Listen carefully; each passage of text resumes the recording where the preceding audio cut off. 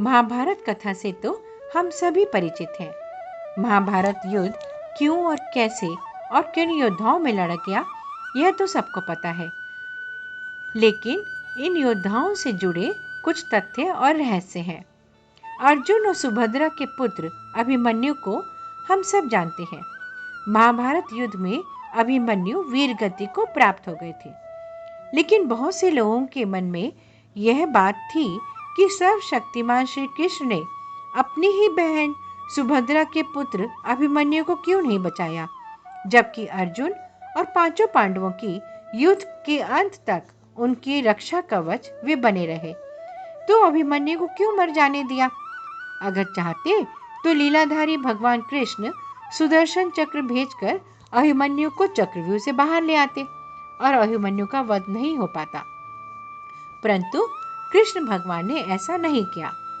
कहा जाता है, जब भी धरती पर धर्म और सत्य की हानि होने लगे तो भगवान को नियति के अनुसार धरती से अधर्मियों और अत्याचारियों का नाश करना होता है, और इस उद्देश्य से भगवान स्वयं धरती पर जन्म लेते हैं।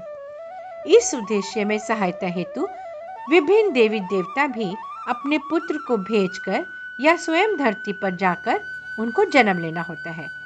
ऐसा ही जब द्वापर युग में भगवान विष्णु ने श्री कृष्ण अवतार में जन्म लिया था, तब ब्रह्मा जी ने और सभी देवी देवताओं को भी श्री कृष्ण की सहायता हेतु धरती पर जन्म लेने का आदेश दिया था। ब्रह्मा जी के इस आदेश का सभी देवी देवताओं ने स्वागत किया, परंतु चंद्रमा ने इस आदेश का विरोध किया और अपने पुत्र वर्चा को पृथ्वी पर जन्म लेने से इनकार कर दिया।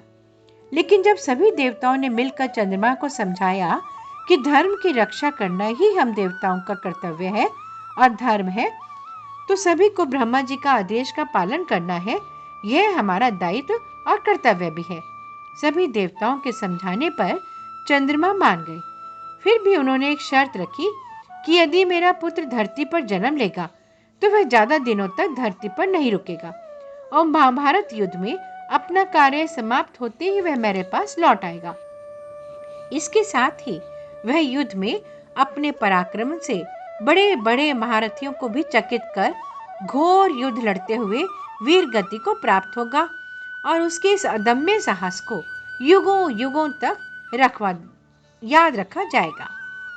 जिसने धरती पर ब्रह्मा के आदेश का पालन कर श्री कृष्ण की सहायता के लिए जन्म लिया था, यह चंद्रमा पुत्र वर्चा ही अभिमन्यु बनकर पृथ्वी पर जन्म लिया था।